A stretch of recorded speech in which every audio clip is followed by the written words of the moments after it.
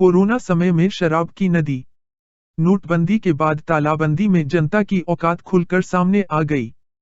हमारी हर समस्या के लिए पाकिस्तान जिम्मेदार है, चीन जिम्मेदार है, मुसलमान जिम्मेदार है, नेहरू पटेल जिम्मेदार हैं, सोनिया राहुल जिम्मेदार हैं।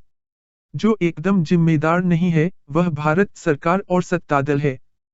दुनिया की किसी गरीब से गरीब अर्थव्यवस्था को पटरी पर लाने के लिए कोरोना समय में संक्रमण को दावत देकर शराब की नदी बहाने की कोई दूसरी नज़ीर हो तो जानकारी दें। नोटबंदी के बाद तालाबंदी में जनता की औकात खुलकर सामने आ गई। किन अर्थशास्त्रियों की सलाह पर देश चला रहे हैं हमारे देशभक्त प्रजावत्सल शासक, समझ में नहीं आया। जनता को रोजी रोटी देने की फिक्र नहीं, शराबखोरी की यह खुली दावत सनातन हिंदू धर्म और भारतीय संस्कृति के महान योद्धा कर रहे हैं। ऐसी दावत जो सब कुछ बंद होने के बावजूद रेड जोन में भी 3-3 किमी की लंबी कतारें खड़ी कर दे, लॉकडाउन की धज्जियां उड़ाकर, ताज्जुब है। आज दिनेशपुर में एक सज्जन ने कहा कि हमारी जांच जरूरी है। मैंने पलटकर पूछा, आपकी कोरोना जांच हुई है?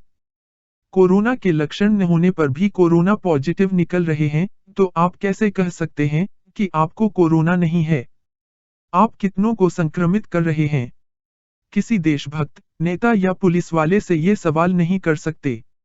लिंचिंग बेरोक-टोक होती है, इसलिए 10 लाख लोगों की भी जांच नहीं हुई। 138 करोड़ जनता में से कितने कोरोना से मर रहे हैं, या कितने संक्रमित हैं, या देश में कितने हॉटस्पॉट है, इसके आकलन में 138 करोड़ की गिनती नहीं है। अमेरिका में जांच हुई तो 10 लाख संक्रमित हैं और 70,000 मृत। रूस में जांच हो रही है, इसलिए एक दिन में 10,000 संक्रमित।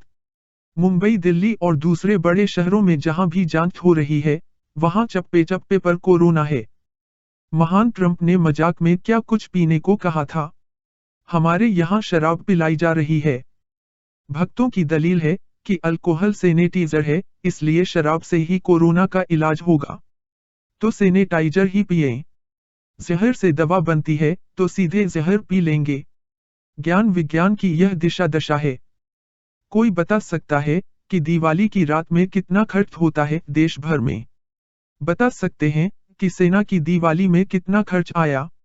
एक युद्धक विमान की एक शॉट में लाखों का खर्च होता है। फिर 10 घंटे देश भर में वायुसेना के विमानों से पुष्पवर्षा से कितना खर्च आया होगा?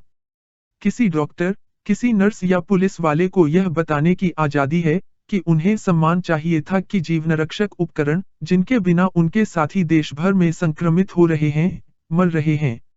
इस पर तुर्रा यह कि हमारे लिखने पर लोगों को तरस आता है कि हम देश को बांट रहे हैं, सरकार से सवाल करके। कृपया बताएं कि लोकतंत्र में कौन किसके प्रति जवाबदेह है? जनता सरकार के प्रति, या सरकार जनता के प्रति? राजकाज के लिए क्या बेरोजगारी और भूख महामारी की शिकार जनता किससे जवाब मांगे? इमरान खान से, ट्रंप से, किम से, कास्त्रो से, चीन से, रूस से, रामजी से? जब विदेश से 15 लाख लोग आए, उनकी जांच नहीं हुई। जब कोरोना संक्रमण शुरू भी नहीं हुआ था ठीक से, तब मजदूरों को खिलाने पिलाने के वायदे के साथ जहां हैं, वहीं ठहरने की हिदायत दी गई। हजारों की तादाद में वे सैकड़ों हजारों मील की दूरी तय करने को पैदल ही निकल पड़े। भूख प्यास दुर्घटना में मरते रहे और उनकी कोई गिनती नहीं हुई। अचानक उन्हें गांव में भेजा जा रहा है, महानगरों के हॉटस्पॉट से। आज शाम तहसीलदार लाव लश्कर के साथ बसंतीपुर आए थे। फरमान सुना गए कि बाहर से आने वालों के लिए बंद प्राथमिक पाठशाला के 2 कमरों में उन्हें अलग रखा जाए, जहां सिर्फ 2 शौचालय है और जो गांव के बीचों बीच है। यह क्वारंटाइन है। ऐसे थर्ड स्टेज पर रोकेंगे? थोड़ा दिल और थोड़ा दिमाग का इस्तेमाल करने से कौन रोक रहा है? हर कोई टीवी का अहंकार बना हुआ है। हर कोई देशभक्त है। हर कोई वैज्ञानिक है। हर कोई चीख रहा है। हर कोई किसी की सुन नहीं रहा है। यही भारतीय सभ्यता है। यही मनुष्यता है। हमारी हर समस्या के लिए पाकिस्तान जिम्मेदार है, चीन जिम्मेदार है, मुसलमान जिम्मेदार है, नेहरू पाटिल जिम्मेदार है, सोनिया राहुल जिम्मेदार हैं। जो एकदम जिम्मेदार नहीं है, वह भारत सरकार और सत्तादल है। वाह! हम निःशब्द हैं, अवाक हैं, स्तब्ध है। हम कहाँ, किन के बीच रह रहे हैं? लोकतंत्र के लिए मतभेद खतरनाक है। प्रेस की आजादी खतरनाक है। लेखक चिंतक खतरनाक है। सामाजिक कार्यकर्ता खतरनाक है।